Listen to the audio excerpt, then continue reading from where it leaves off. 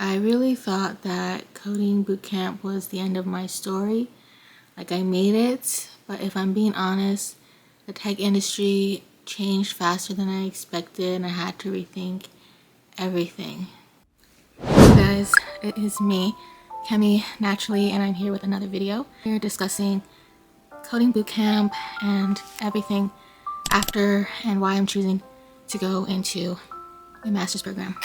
So if you've been here for a while, you know my journey, and I did a coding bootcamp, and I had a video I posted up here if you haven't seen it, where I talked about life after bootcamp and if it was worth it or not.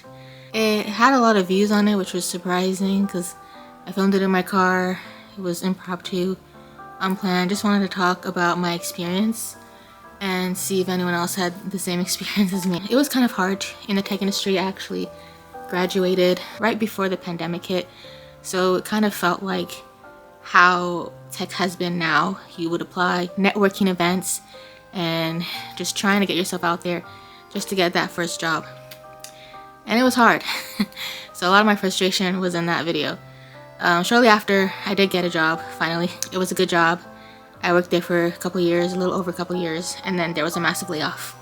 And those layoffs have been happening since 2023, and I'm still seeing a lot of layoffs happening with a lot of tech companies, and it's been a little bit nerve-wracking for me. So with layoffs, with AI, with job postings, asking for everything, there's just been that quiet question in the back of my mind, like, is my current skill set enough for the next 10 to 15 years? I'm not trying to panic, but I'm trying to pay attention to what's going on in the industry and seeing where I fit in. So I am in my current role, and being in tech, it just doesn't feel as secure as it should be.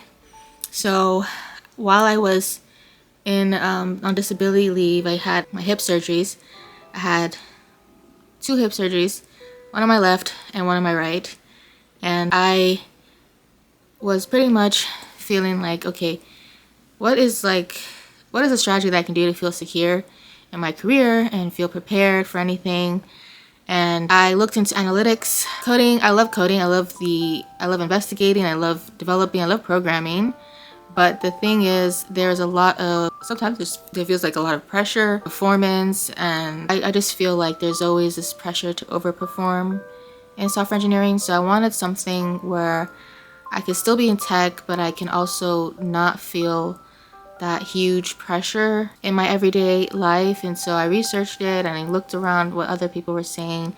And a lot of people were talking about analytics, and I've heard of analytics before, but I'm not like a math person, so I thought it was involving like math and all that. I actually really like statistics. I took it over the summer. It wasn't bad. I actually really liked it. So I decided to do just follow some courses and look into seeing if this is a path that I like. I was also thinking of cybersecurity because a lot of people have been saying that. I'm still interested in that, but I just gravitated towards analytics for some reason. So I decided to do that, and I really enjoyed it. I actually liked analytics. I liked building the projects. I liked understanding about data and like how to transform it, how to analyze it, how to visualize it. So, and that's something that in a coding bootcamp I didn't really know how to do. Like, we learned how to build, how to implement work, how to code something from scratch, front end, back end, your typical developer bootcamp. But as far as data, we learned about SQL, and it was very quick, 1 week course. And I really wanted to learn more about that, especially since in tech, whether you're a developer or not, you have to understand data and how it's transformed, how decisions are made with data, and how to build with data. And so analytics, I think, is teaching me how to analyze, predict, and make decisions with data. And I wanted to also think about layering my skills and seeing like what work can I fit in. Like, I could do analytics engineering. Like, how can I stand out and continue to learn about tech? So I just feel like it felt safer and more practical for me.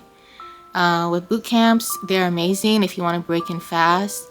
But a master's, especially in analytics, they can open doors to data analytics, machine learning, healthcare analytics, product and business intelligence, and roles that are not as easily automated. Because if you put something in ChatGPT, it can code something. Not to say that it doesn't have hallucinations, but it can code faster than me. It can code faster than a lot of people. And that is something that I am cognizant of. And I want to be able to get a master's and a degree where I can use my brain and train my brain in a way that AI can't replace it.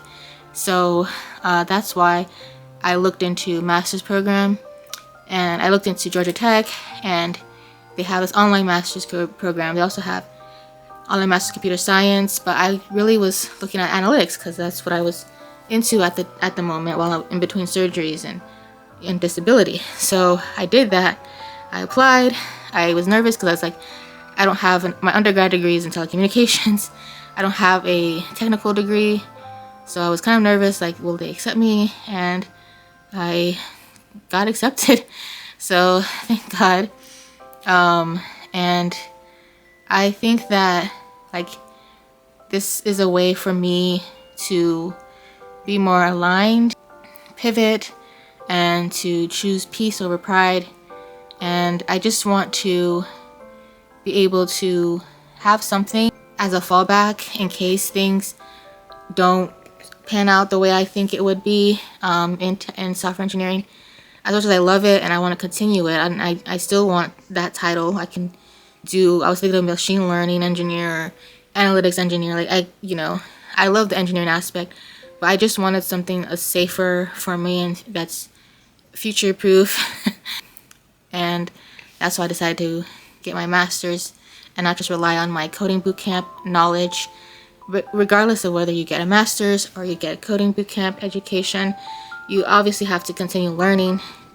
You have to learn on your own, build projects, network, build, just anything that will help you be competitive in this current market.